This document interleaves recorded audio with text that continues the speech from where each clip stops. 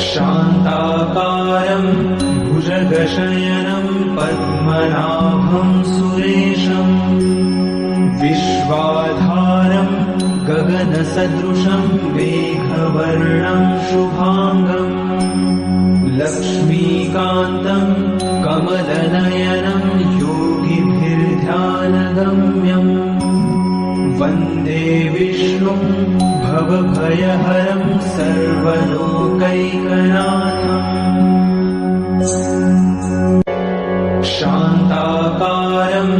भुजगशयनं पद्मनाभं सुरेशं विश्वाधारं गगनसदृशं मेघवर्णं शुभांगं लक्ष्मीकान्तं कमलनयनं योगिभिर्ध्यानगम्यं वन्दे विष्णुं भवभयहरं सर्वलोकैकनाथम्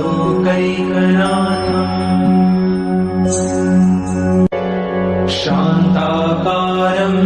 भुजगशयनं पद्मनाभं सुरेशं विश्वाधारं गगनसदृशं मेघवर्णं शुभांगं लक्ष्मीकान्तं कमलनयनं योगिभिर्ध्यानगम्यं वन्दे विष्णुं भवभयहरं सर्वलोकैकनाथम्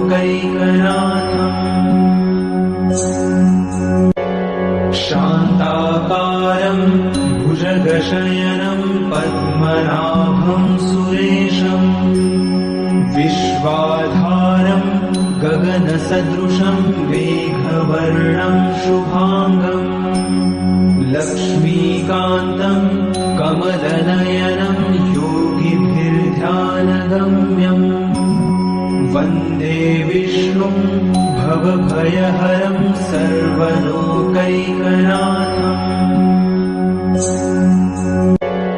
शान्ताकारं भुजगशयनं पद्मनाभं सुरेशं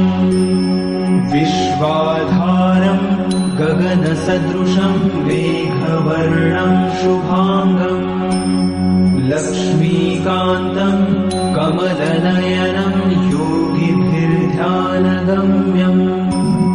वन्दे विष्णुं भवभयहरं सर्वलोकैकनाथम्